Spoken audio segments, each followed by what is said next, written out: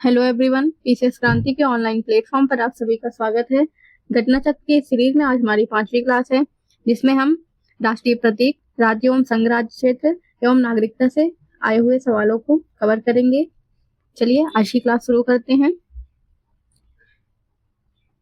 भारतीय झंडा संहिता में उल्लेख है कि राष्ट्रीय झंडे के रंगों और उसके मध्य में चक्र के महत्व को यथेष्ट वर्णन डॉक्टर राधाकृष्णन द्वारा संविधान सभा में किया गया था। डॉक्टर एस राधाकृष्णन ने स्पष्ट किया कि भगवा या केसरिया रंग त्याग या निस्वार्थ भावना का प्रतीक है। हमारे झंडे के मध्य में सफेद रंग हमें सच्चाई के पथ पर चलने और अच्छे आचरण की प्रेरणा देता है। हरा रंग मिट्टी और वनस्पतियों के साथ हमारे संबंधों को उजागर करता है, जिन पर सभी प्राणियों का जीवन आश्रित है। सफेद रंग के मध्य में अशोक चक्र धर्म के राज का प्रतीक है। चक्र प्रगति का प्रतीक है। जड़ता प्राणहीनता का प्रतीक है। चक्र शांतिपूर्व परिवर्तन की गतिशीलता का प्रतीक है।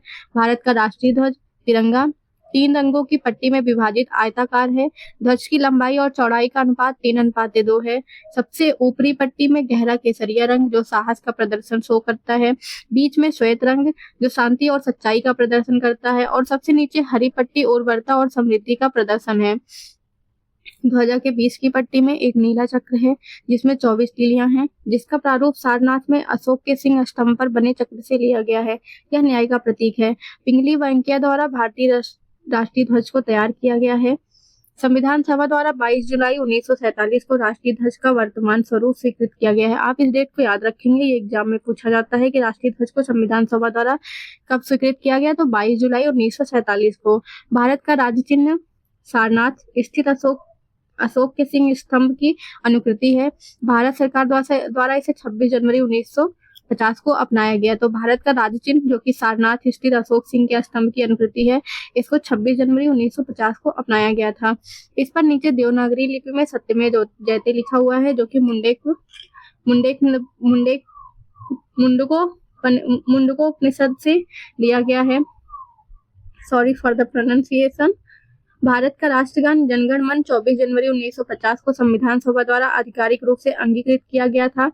इसके गायन की अवधि 52 सेकंड है। 27 दिसंबर 1911 को भारतीय राष्ट्रीय कांग्रेस के कलकत्ता अधिवेशन में इसे पहली बार गाया गया था। यह रविन्द्रनाथ टैगोर द्वारा रचित है। वंदे मातरम 1950 में भारत के राष्ट्रीय गीत के रूप में अंगीकृत किया गया था। राष्ट्रीय गीत वंदे मातरम बंकिम चंद्र चटर्जी द्वारा लिखित उपन्यास आनंद मठ से लिया गया है। इसे 1896 ईस्वी में भारतीय राष्ट्रीय कांग्रेस के अधिवेशन में पहली बार गाया गया था। भारत का राष्ट्रीय कैलेंडर शक संवत पर आधारित 22 मार्च 1957 को अपनाया गया। चैत्र माह से इसकी शुरुआत होती है और अंतिम माह फाल्गुन होता है। इसे ग्रेगोरियन कैलेंडर के साथ अपनाया गया है। सामान्यतः चैत्र माह की शुरुआत 22 मार्च को, जबकि लीस वर्ष में 21 मार्च को होती है। गंगा नदी डॉल्फिन भारतीय जो है और भारतीय मोर, जिसका वैज्ञानिक नाम पाओ क्रिस्टेटस को भारत के राष्ट्रीय पक्षी, तथा बाघ जिसका वैज्ञानिक नाम पैंथेरा टाइग्रिस को भारत के राष्ट्रीय पशु के रूप में स्वीकार किया गया है। 2008 में भारत सरकार द्वारा गंगा नदी को राष्ट्रीय नदी घोषित किया गया। भारत सरकार द्वारा स्वतंत्रता दिवस 15 अगस्त को मनाया जाता है। गणतंत्र दिवस 26 जनवरी को और गांधी जयंती 2 अक्टूबर को राष्ट्रीय दिवस के रूप में घोषित किया गया है। ज्ञातव्य है कि कमल को राष्ट्रीय पुष्प, आम को राष्ट्रीय फल तथा बरगद को राष्ट्रीय वृक्ष के रूप में मान्यता प्राप्त है। केंद्र सरकार द्वारा राज्यसभा में दिए गए उत्तर के अनुसार इस संदर्भ में हालांकि कोई अधिसूचना जारी नहीं की गई है। इससे रिलेटेड जो सवाल पूछे गए हैं, आइए उस पर डिस्कशन करते हैं। पहला सवाल पूछा गया है, किस वर्ष में जनगण मन भारत के राष्ट्रगान के रूप में अपनाया गया, तो यह 1950 में अपनाया गया था और इसके जो गाने का समय है लगभग 52 सेकंड है। भारत की संविधान सभा द्वारा राष्ट्रगान जनगण मन का हिंदी स्वरूप कब अपनाया गया था, तो 24 जनवरी 1950 को। संपूर्ण राष्ट्रगान का वादन समय है तो 52 सेकंड है।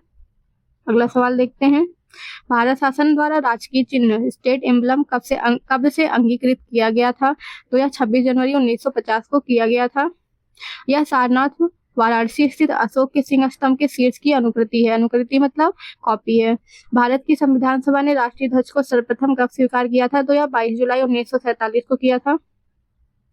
भारत की संविधान सभा ने अपने चौथे अधिवेशन 14 जुलाई 1947 से 31 जुलाई 1947 तक चला था में 22 जुलाई 1947 को भारत का राष्ट्रीय ध्वज स्वीकार किया।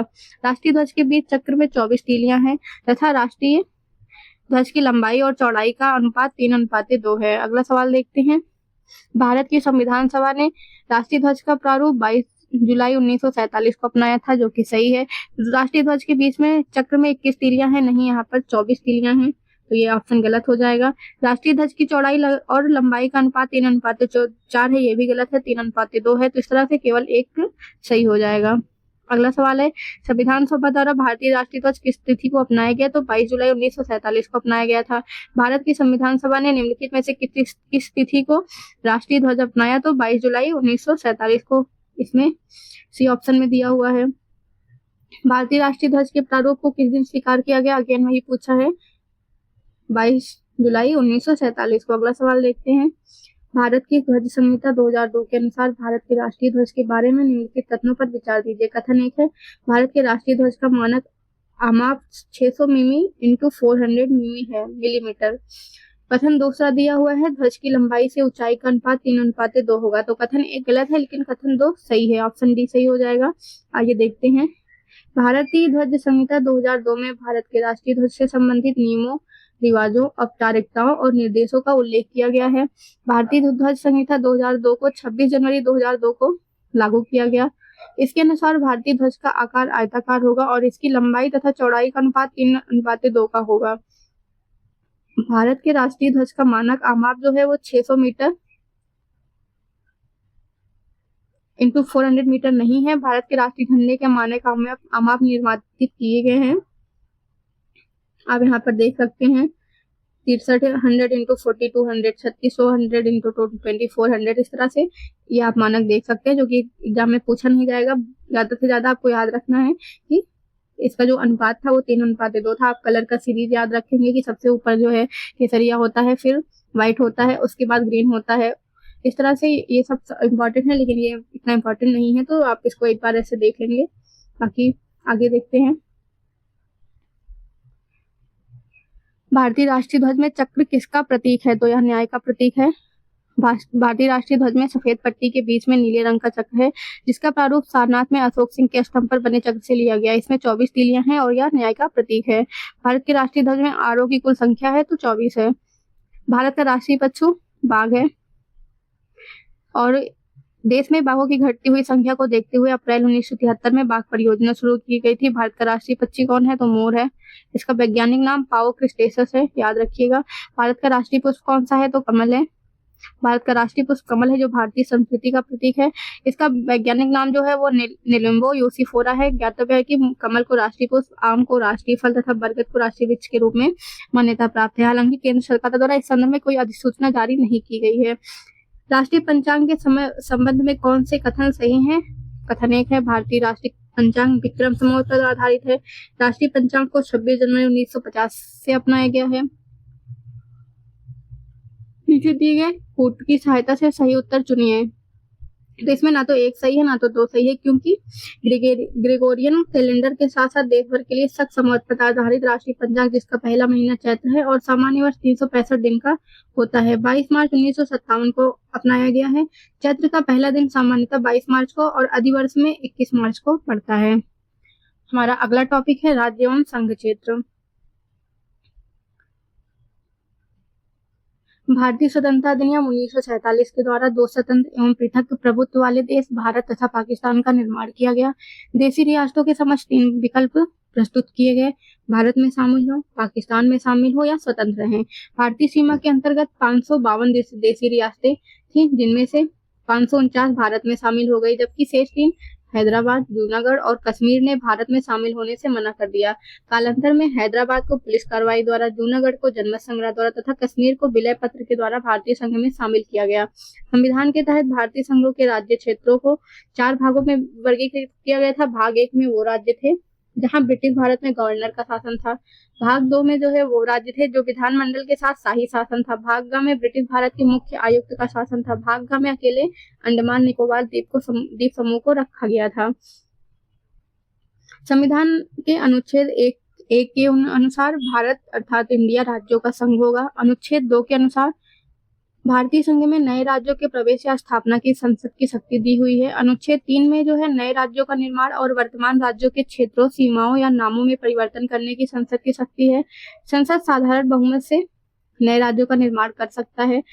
भारतीय संविधान संसद को यह अधिकार देता है कि वह नए राज्य बनाने, उसमें परिवर्तन करने, नाम बदलने या सीमा में परिवर्तन के संबंध में राज्यों की अनुमति के कदम उठा सकती है। मतलब बिना राज्यों की अनुमति के कदम उठा सकती है। या फिर अगर संसद को लगता है कि किसी भी राज्य का नाम परिवर्तन करना है या उसकी सीमा में परिवर्तन करना है तो वह राज्यों के बिना अनुमति के ऐसा कर सकती है।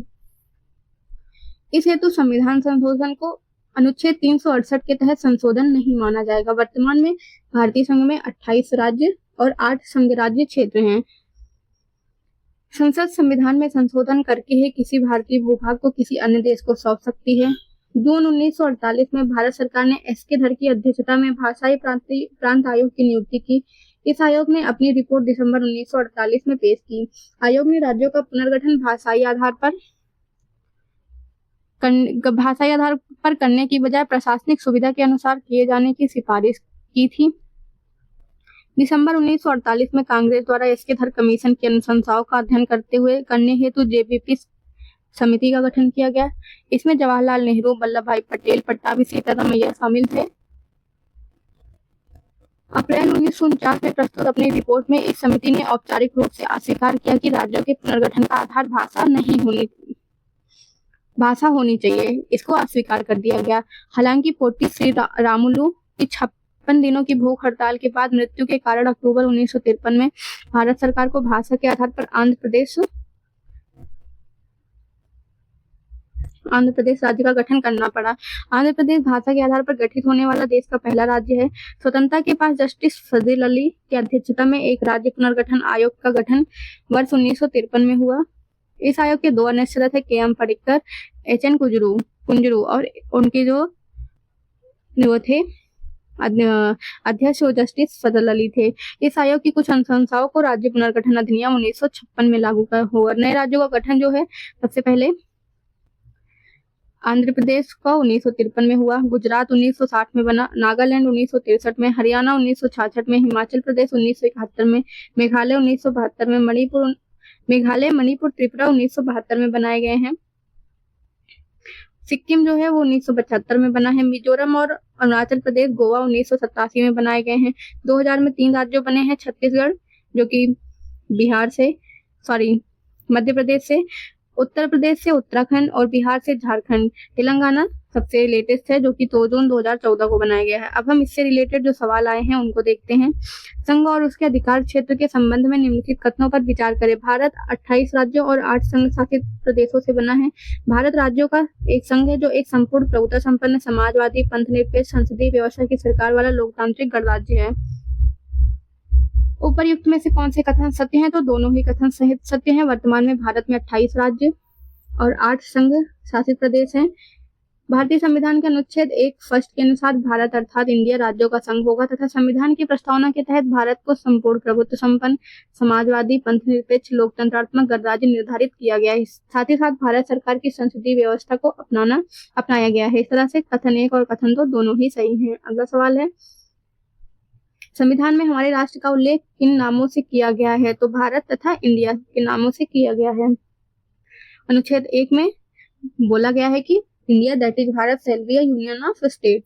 अगला सवाल है, संविधान के प्रथम अनुच्छेद के अनुसार भारत है तो राज्यों का यूनियन है।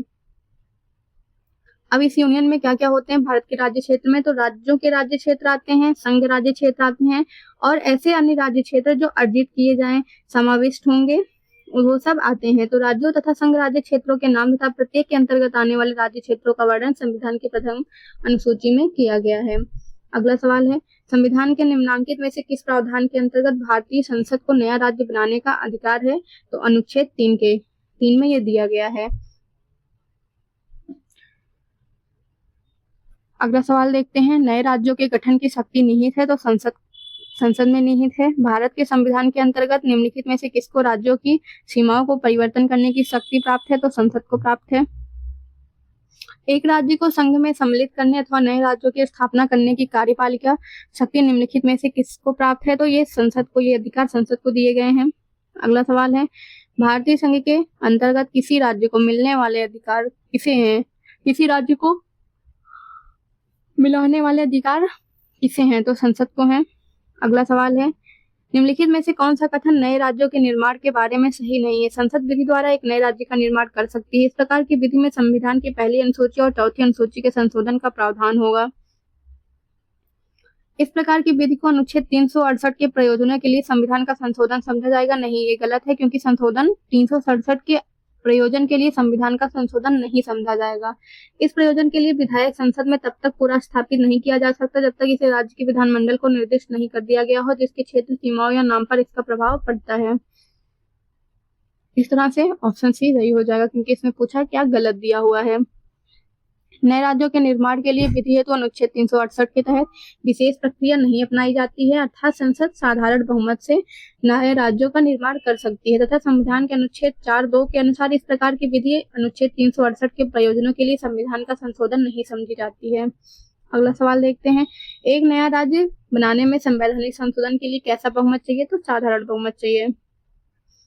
अगला सवाल है, भारत में एक नया राज्य सृजित करने वाले विधेयक को पारित होना अनिवार्य है? तो संसद में साधारण बहुमत द्वारा। अगला सवाल है, कथन दिया हुआ है भारत संघ नहीं है, कारण दिया हुआ किसी भी राज्य का क्षेत्र सीमा नाम उसकी सहमति के बिना भी परिवर्तित करने की शक्ति संघीय संसद को प्राप्त है। इसके ऑप्शन देखते हैं। ए तथा आर दोनों सही हैं तथा आर ए की सही व्याख्या है। ए तथा आर दोनों सही हैं और आर ए की सही व्याख्या नहीं है। ए सही है किंतु आर गलत है, ए गलत है किंतु आर सही। हमने पहले भी देखा था, जब कथन और कारण टाइप के सवाल दिए हों तो सबसे पहले आप इंडिविजुअल कथन और कारण को देखते हैं, दोनों सही हैं या नहीं गलत है। अगर दोनों सही हैं तो आप आते हैं क्यों बिकॉज लगा के या फिर क्योंकि लगा के। अगर क्योंकि फॉलो हो रहा है कि उस तो फिर आप उसको पहला टिक करेंगे कि आर ए की सही व्याख्या। अगर फॉलो नहीं कर रहा है तो आर ए की सही व्याख्या नहीं होती है। और अगर आर सही है, ए गलत है, ए सही, ए गलत है, आर सही है, तो आप उस तरह से देखेंगे। और इस सवाल में हमारा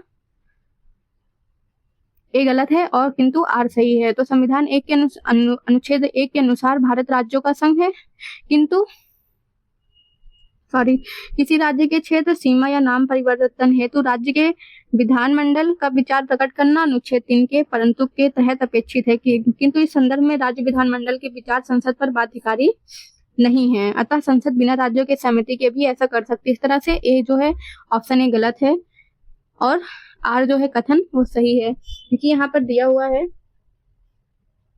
भारत संघ नहीं है। तो हमने देखा था अनुच्छेद 1 में जो है India that is union, union मतलब भारत संघ है, यहाँ पर संघ नहीं है दिया हुआ है। इस तरह से ए गलत हो जाएगा। अगला सवाल है, संवैधानिक प्रावधानों के अनुसार राज्यों की सीमाओं को बदलने के लिए राज्य की सहमति की आवश्यकता नहीं होती है। फिर से कथन और कारण दिया हुआ है, आइए देखते हैं।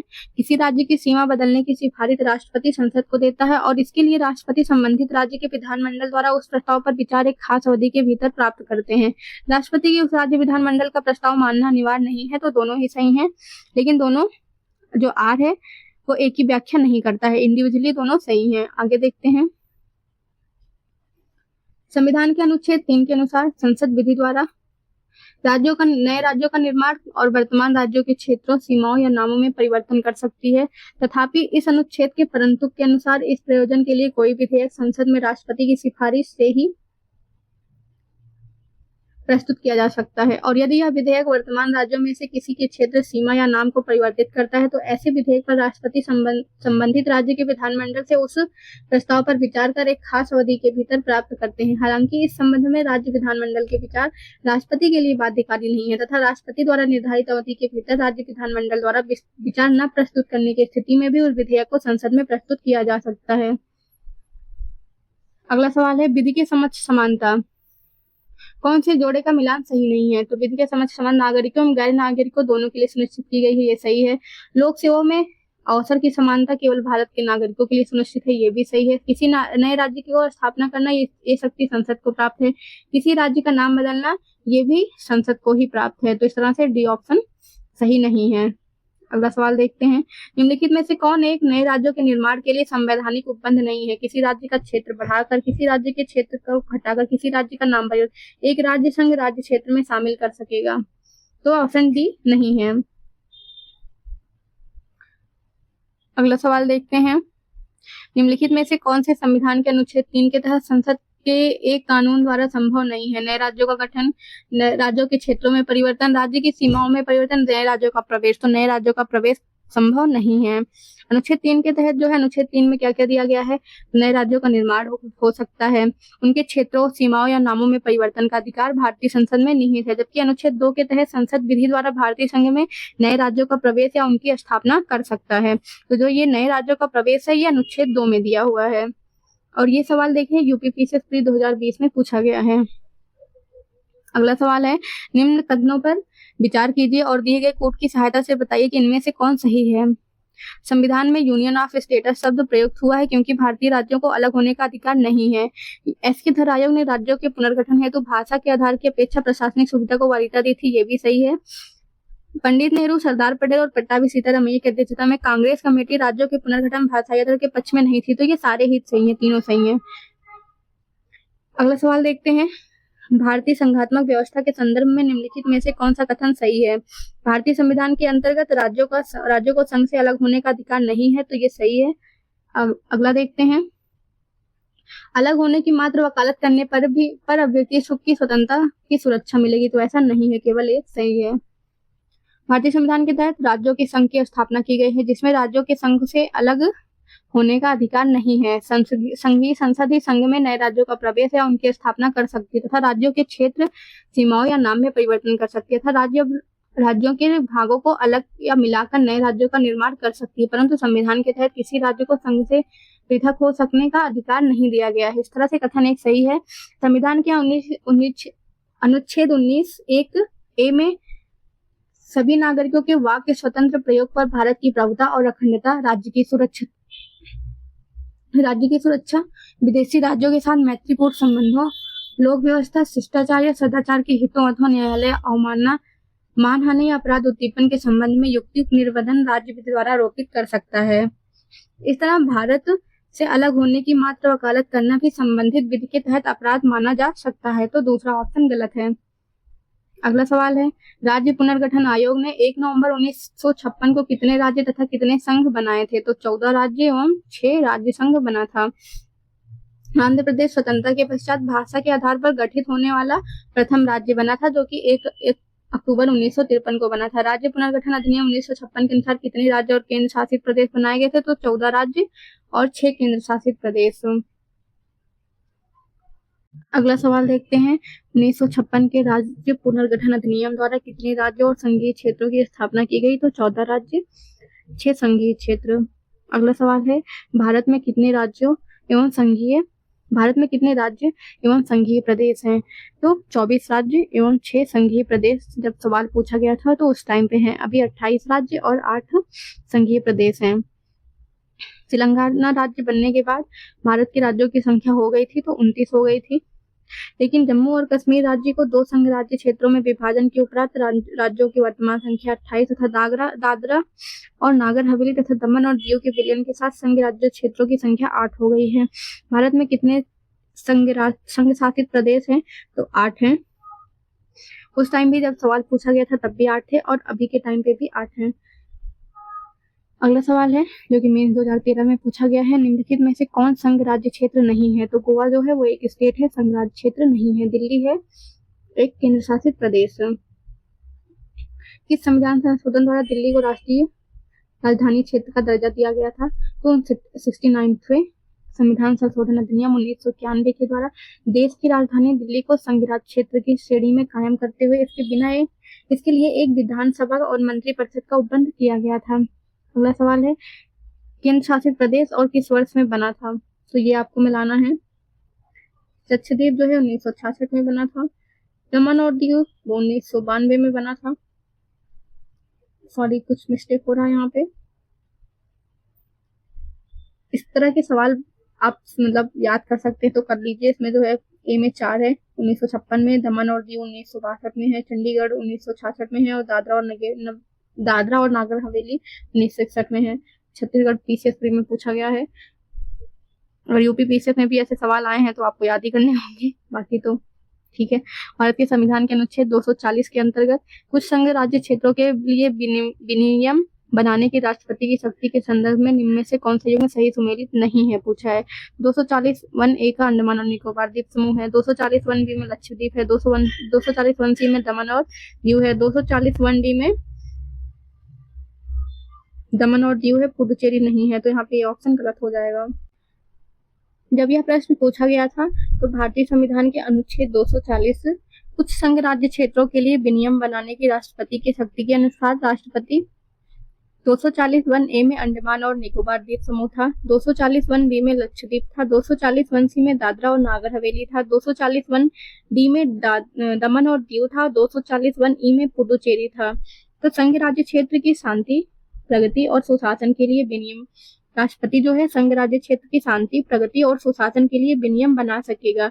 लेकिन डी में जो है अनुच्छेद 240 में पुडुचेरी दिया गया है, जो गलत है। वर्तमान में दादरा और नागर हवेली तथा दमन और दीव अधिनियम 2019 के द्वारा अनुच्छेद 240(1)(c) के तहत दादरा और नागर हवेली तथा दमन और दीव को स्थापित किया गया है, जबकि अनुच्छेद 240(1) को विलोपित कर दिया गया है। इस तरह से जो सही ऑप्शन है वो ऑप्शन डी हो जाएगा कि 240(1)(d) जो है वो कैंसिल हो चुका है और 240(1)(e) में पुडुचेरी है।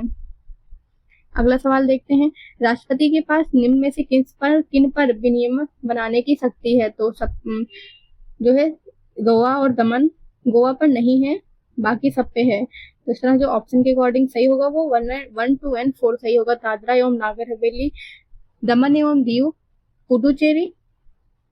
भारतीय संविधान के अनुच्छेद 240 के तहत राष्ट्रपति को अंडमान और निकोबार द्वीप, लक्षद्वीप, दादरा एवं नागर हवेली, दमन और दीव तथा पुडुचेरी संघ राज्य क्षेत्र की शांति, प्रगति और सुशासन के लिए विनियम बना सकने की शक्ति प्राप्त है। पुडुचेरी संघ राज्य क्षेत्र की विधानसभा के भंग होने या निलंबित रहने की स्थिति में ही राष्ट्रपति वहां के लिए ऐसे विनियम बना सकता है। साथ ही राष्ट्रपति जम्मू और कश्मीर पुनर्गठन अधिनियम 2019 की धारा 58 के अनुसार लद्दाख संघ राज्य क्षेत्र के लिए भी संविधान के अनुच्छेद 240 के तहत विनियम बना सकता है। गोवा, दमन और दीव पहले ही एक संघ राज्य क्षेत्र थे, परंतु वर्ष 1987 में गोवा को पूर्ण राज्य का दर्जा प्रदान किया गया और अब गोवा के संदर्भ में विनियम बनाने की शक्ति राष्ट्रपति के पास नहीं है। इस प्रकार हमारा जो सही ऑप्शन है वो ऑप्शन डी है। अगला सवाल है, निम्नलिखित कथनों में से कौन सा एक गलत है? गोवा को 1987 में पूर्ण राज्य का दर्जा मिला, तो ये सही है। दीव खंबात की खाड़ी में एक टापू है, ये भी सही है। दमन और दीव को भारतीय संविधान के 56वें संशोधन द्वारा गोवा से अलग कर दिया, ये भी सही है। दादरा और नागर हवेली वर्ष 1954 तक फ्रांसीसी औपनिवेशिक शासन के अंतर्गत थे, तो ये फ्रांसीसी नहीं बल्कि पुर्तगाली शासन के अंतर्गत थे। इस तरह से ऑप्शन डी जो है वो गलत हो जाएगा। तो हमारा सही ऑप्शन है वो ऑप्शन डी हो जाएगा। अगला देखते हैं, अगला सवाल देखते हैं। सिक्किम एक नया राज्य बना, तो 36वें संविधान संशोधन के द्वारा सिक्किम को एक नए राज्य का दर्जा दिया गया था। 35वां जो संविधान संशोधन था उसके द्वारा सिक्किम को भारतीय संघ में सह राज्य का दर्जा प्रदान किया गया था। 36वें संविधान संशोधन द्वारा सिक्किम को भारतीय संघ में 22वें राज्य के रूप में शामिल किया गया तथा अनुच्छेद 371 के तहत सिक्किम राज्य के संबंध में विशेष उपबंध किए गए थे। इस तरह से 36वां संशोधन द्वारा सिक्किम को एक नया राज्य बनाया गया था। अगला सवाल देखते हैं। निम्नांकित कौन से कथन सिक्किम के संबंध में सही हैं? 1975 में यह भारत का अभिन्न अंग बन गया था, तो ये सही है, जो कि 36वां संविधान संशोधन था। इसे वनस्पति शास्त्रियों का स्वर्ग माना जाता है, ये भी सही है। इसके मुख्य निवासी लेप्चा लोग हैं, तो ये तीनों ही ऑप्शन सही हैं। इस तरह से ऑप्शन डी सही हो जाएगा।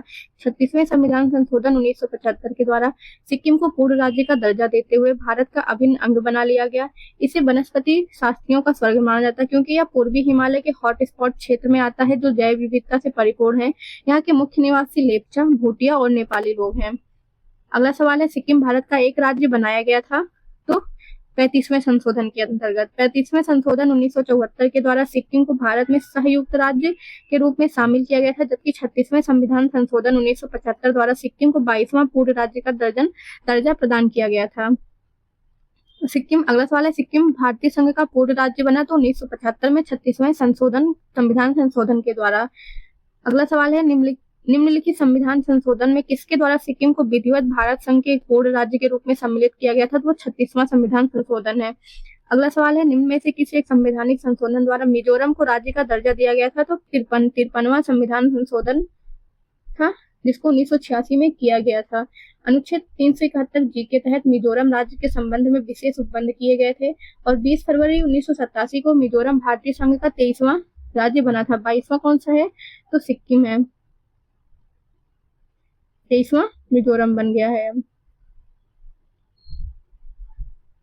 ये 36वें संविधान संशोधन के द्वारा बनाया गया था और ये 53वें, इसे याद रखेंगे। अगला सवाल देखते हैं। बिहार को काटकर एक पृथक वनांचल राज्य का बनना संभव है। राज्य विधानसभा में कानून पारित करके, राज्यपाल द्वारा अध्यादेश को पारित करके, संवैधानिक औपचारिकता को समाप्त करके, तो और डी ऑप्शन है इनमें से कोई नहीं। तो सही ऑप्शन जो है इनमें से कोई नहीं, क्योंकि राज्यों का निर्माण करने का अधिकार जो है अनुच्छेद 3 के अनुसार संघीय संसद का है। अतः बिहार को काटकर पृथक वनांचल राज्य का बनना संसद के प्रावधानों द्वारा ही संभव है। अगला सवाल देखते हैं जो कि पीसीएस प्री 2021 में पूछा गया है। तो निम्नलिखित राज्यों के गठन पर विचार कीजिए तथा इन्हें कालानुक्रम में व्यवस्थित कीजिए। गोवा, तेलंगाना, झारखंड, हरियाणा। हमने देखा था तेलंगाना जो है वो 2014 में बना है, झारखंड 2000 में बना है, हरियाणा 1966 में बना है और जबकि गोवा जो है 1987 में बना है। इस तरह से अगर हम कालानुक्रम व्यवस्थित करें तो सबसे पहले जो है वो हरियाणा बना है, उसके बाद गोवा है, फिर झारखंड है और उसके बाद तेलंगाना है। तो फिर बी ऑप्शन सही हो जाएगा। अगला सवाल है, निम्नलिखित भारतीय राज्यों का उनके निर्माण के अनुसार कालानुक्रम बनाएं। छत्तीसगढ़ 2000, झारखंड भी 2000 में है, सिक्किम और अरुणाचल प्रदेश। तो इसका जो सही ऑप्शन हो जाएगा ऑप्शन बी है। सिक्किम सबसे पहले बना था, उसके बाद अरुणाचल प्रदेश, उसके बाद छत्तीसगढ़, उसके बाद झारखंड। इसका डेट हम देख लेते हैं। तो अरुणाचल प्रदेश जो है 20 फरवरी 1987 में बना था, छत्तीसगढ़ 1 नवंबर को, उत्तराखंड 9 नवंबर को और झारखंड 15 नवंबर को। ये सारे सन सेम है। आप डेट भी कभी कभी याद रखिए क्योंकि क्रोनोलॉजी में डेट भी इंपॉर्टेंट हो जाता है। तो सबसे पहले छत्तीसगढ़ बना था, फिर उत्तराखंड, उसके बाद झारखंड। अगला सवाल देखते हैं। नीचे दिए गए राज्यों को भारत संघ के संपूर्ण राज्य का दर्जा प्राप्त होने का सही कालानुक्रम कौन सा है? सिक्किम, अरुणाचल प्रदेश, नागालैंड, हरियाणा। नागालैंड, हरियाणा, सिक्किम, अरुणाचल प्रदेश, सिक्किम, हरियाणा, नागालैंड, अरुणाचल प्रदेश, नागालैंड, अरुणाचल प्रदेश, सिक्किम, हरियाणा। तो सबसे पहले नागालैंड बना था, फिर हरियाणा, फिर सिक्किम, उसके बाद अरुणाचल प्रदेश। छत्तीसगढ़ राज्य स्वरूप में आया तो 1 नवंबर 2000 को, उत्तराखंड 9 नवंबर 2000 को। तो बी ऑप्शन सही हो जाएगा। किस वर्ष झारखंड राज्य अस्तित्व में आया? तो 2000 में आया।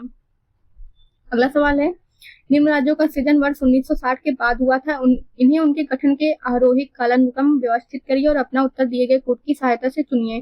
तो सबसे पहले जो है वो नागालैंड बना है। नागालैंड बना है 1963 में, हरियाणा बना है 1966 में, मेघालय बना है 1972 में और सिक्किम बना है 1975 में। इस तरह से जो सही ऑप्शन हो जाएगा वो है 3142। नीचे दिए गए राज्यों के बनने की सही कालानुक्रम की व्यवस्था कीजिए। अभी हमने देखा जो है सिक्किम है 1975 में, हरियाणा जो है वो 1966 में है, आंध्र प्रदेश 1953 में है, ये फर्स्ट स्टेट है, और हिमाचल प्रदेश को जो है 1971 में बनाया गया। इस तरह सही ऑप्शन हो जाएगा 1, 3, 2, 4, ऑप्शन बी सही है।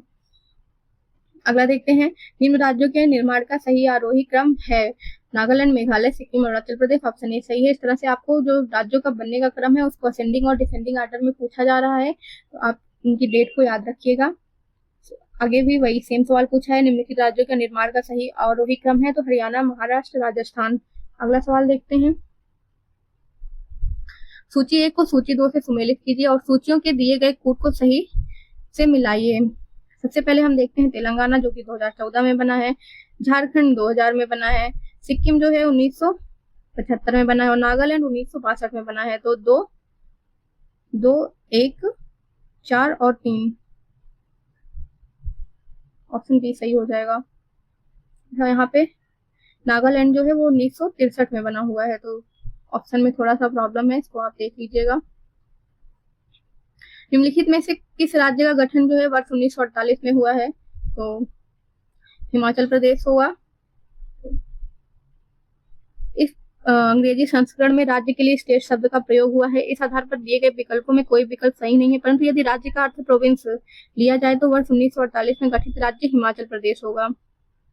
आप यहाँ देखें, पश्चिम बंगाल जो है प्रोविंस बना था 1947 में और स्टेट बना है 1950 में। 1947 में असम भी बना था और ये 1950 में बना। पंजाब 1947 में, 1950 में, हिमाचल प्रदेश 1948 में, 1971 में ये स्टेट बना है।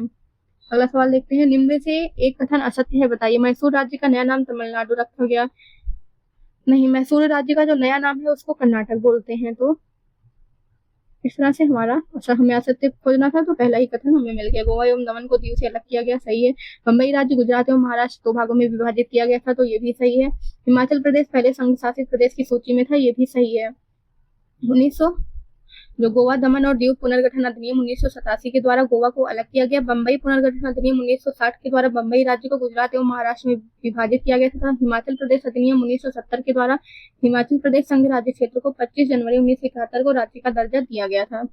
भाषा के आधार पर राज्यों के गठन हेतु राज्य पुनर्गठन आयोग की स्थापना कब हुई थी? तो ये 1955 में हुई थी और इसमें से कोई भी ऑप्शन सही नहीं है। तो हम याद रखेंगे 30 सितंबर 1955 को इन्होंने अपनी रिपोर्ट सबमिट की थी और 1953 में जो है इनकी स्थापना हुई थी। तो 29 दिसंबर 1953 को इनकी स्थापना की गई थी और इन्होंने अपनी रिपोर्ट जो है 30 सितंबर 1955 को सौंपी थी। और इसके जो है आयोग के अध्यक्ष थे वो जस्टिस फजल अली थे और इनके 2 अन्य सदस्य थे वो हृदयनाथ कुंजरू और के.एम. पाणिक्कर थे। अगला सवाल देखते हैं, अगस्त 1953 में भारत सरकार द्वारा गठित किए गए राज्य पुनर्गठन आयोग के निम्नलिखित कौन सदस्य थे? तो अभी हमने देखा जस्टिस फजल अली इसके अध्यक्ष थे और जो है के.एम. पाणिक्कर और हृदयनाथ कुंजरू अन्य सदस्य। तो सेकंड, थर्ड एंड फोर्थ हमारा ऑप्शन सी सही हो जाएगा।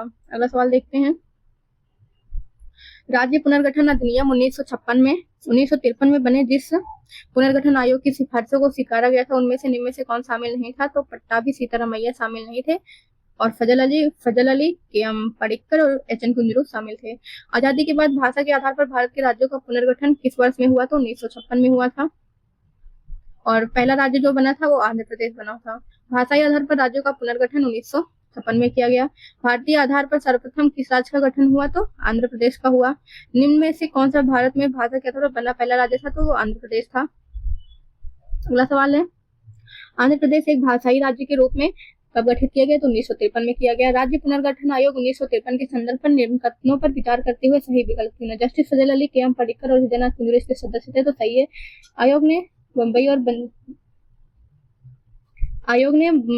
और पंजाब के विभाजन का समर्थन किया।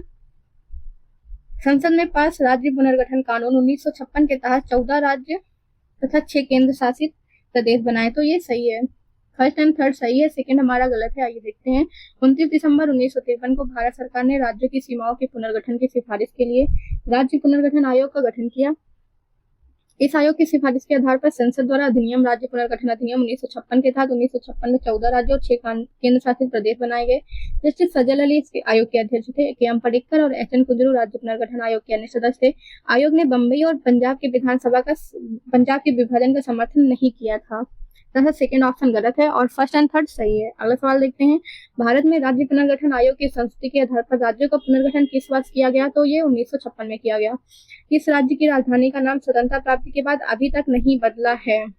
इसमें कोई भी ऑप्शन सही नहीं है। आइए देखते हैं, स्वतंत्रता प्राप्ति के बाद आंध्र प्रदेश की राजधानी हैदराबाद का नाम अभी तक नहीं बदला गया था, लेकिन 2 जून 2014 को तेलंगाना राज्य के निर्माण के बाद अगले 10 वर्षों से अनधिक अवधि तक हैदराबाद के आंध्र प्रदेश और तेलंगाना की संयुक्त राजधानी बने रहने का प्रावधान आंध्र प्रदेश पुनर्गठन अधिनियम 2014 के तहत किया गया था तथा इस अवधि के बाद आंध्र प्रदेश की नई राजधानी होनी थी।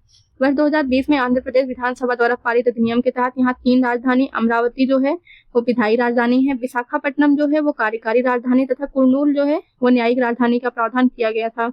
लेकिन नवंबर 2021 में राज्य सरकार द्वारा की गई घोषणा के अनुसार अभी अमरावती ही आंध्र प्रदेश की एकल राजधानी होगी।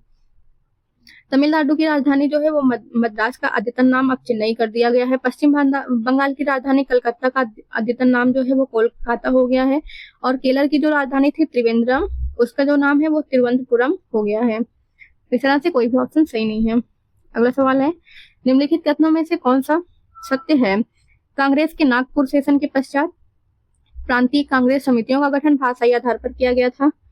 1948 में कांग्रेस ने भाषाई आधार पर प्रांतों के गठन की मांग को अस्वीकार कर दिया था, तो ये दोनों ऑप्शन ही सही हैं। आइए देखते हैं, भारतीय राष्ट्रीय कांग्रेस का 35वां अधिवेशन 1920 में नागपुर में सी विजय राघवाचार्य की अध्यक्षता में हुआ था। इस अधिवेशन के पश्चात प्रांतीय कांग्रेस समितियों का गठन भाषाई आधार पर किया गया था। भारत की आजादी के वर्ष 1948 में संविधान सभा ने एस.के. धर के नेतृत्व में आयोग की नियुक्ति की। इस आयोग ने भाषा के आधार पर प्रांतों को गठन कर गठन को नकार दिया था। दिसंबर 1948 में कांग्रेस द्वारा इस आयोग की संस्तुति पर विचार हेतु जेबीपी कमेटी, जिनमें जवाहरलाल नेहरू, वल्लभ भाई पटेल और पट्टाभी सीतारामैया की 3 सदस्यीय समिति का गठन किया गया, जिसने अप्रैल 1949 में प्रस्तुत अपनी रिपोर्ट में भाषाई आधार पर प्रांतों के गठन की मांग को अस्वीकार कर दिया था। तब विकल्प डी सही है, पहला और दूसरा कथन दोनों ही सही है। अगला अब टॉपिक है हमारा नागरिकता। ये देखते हैं। भारतीय संविधान के भाग 2 के अंतर्गत अनुच्छेद 5 से 11 तक नागरिकता का उल्लेख किया गया है। भारत में ब्रिटेन के समान एकल नागरिकता का प्रावधान किया गया है। अनुच्छेद 11 के अंतर्गत संसद को नागरिकता के संबंध में विधि बनाने की शक्ति दी गई है। संसद द्वारा भारतीय नागरिकता अधिनियम 1955 पारित किया गया है। भारतीय नागरिकता 5 प्रकार से प्राप्त की जा सकती है। पहला जन्म से, दूसरा वंश परंपरा से, तीसरा पंजीकरण से, चौथा व देशीकरण से और पांचवा अर्जित भूमि के समामेलन द्वारा। और भारतीय नागरिकता का अंत 3 प्रकार से होता है। यदि आप किसी अन्य देश की नागरिकता ग्रहण करते हैं तो आपकी नागरिकता समाप्त हो जाएगी, और अगर आप नागरिकता त्याग देते हैं स्वेच्छा से या फिर सरकार द्वारा वंचित करने पर, इस 3 तरह से नागरिकता का अंत हो सकता है।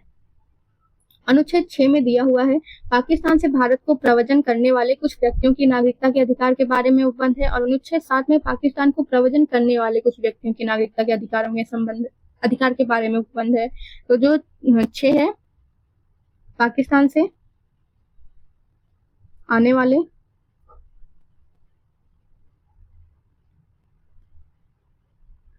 और अनुच्छेद 7 में पाकिस्तान को जाने वाले।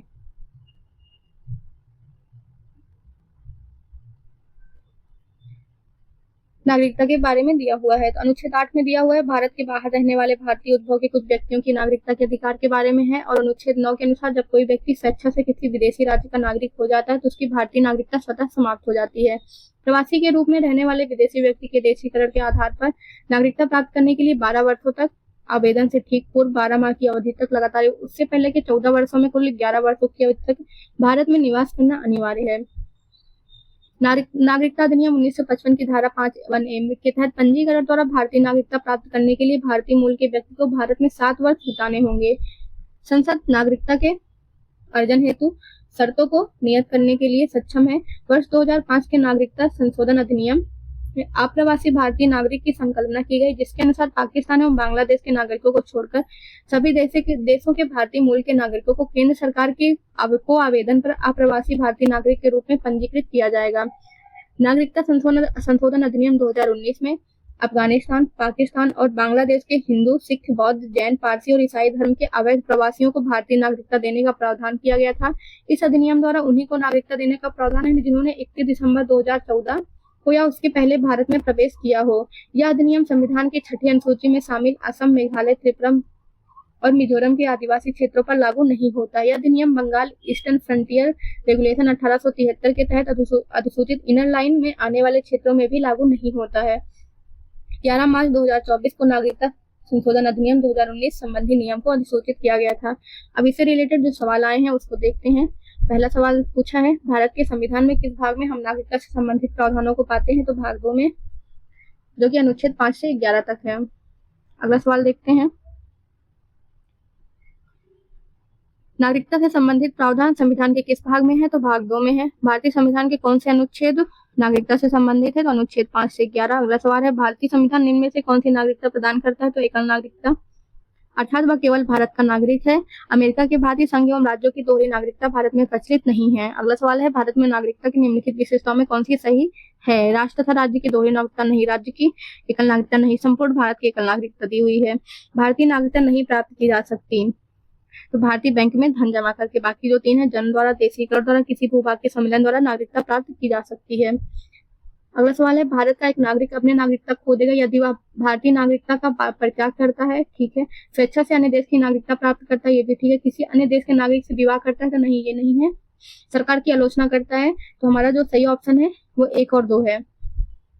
भारत के संदर्भ में निम्नलिखित कथनों पर विचार कीजिए। भारत में केवल एक ही नागरिकता और एक ही अधिवास है।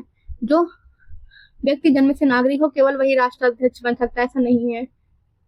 जिस विदेशी को एक बार नागरिकता दे दी गई, किसी भी परिस्थिति में उसे इससे वंचित नहीं किया, ऐसा भी नहीं है। तो सिर्फ में केवल एक सही है।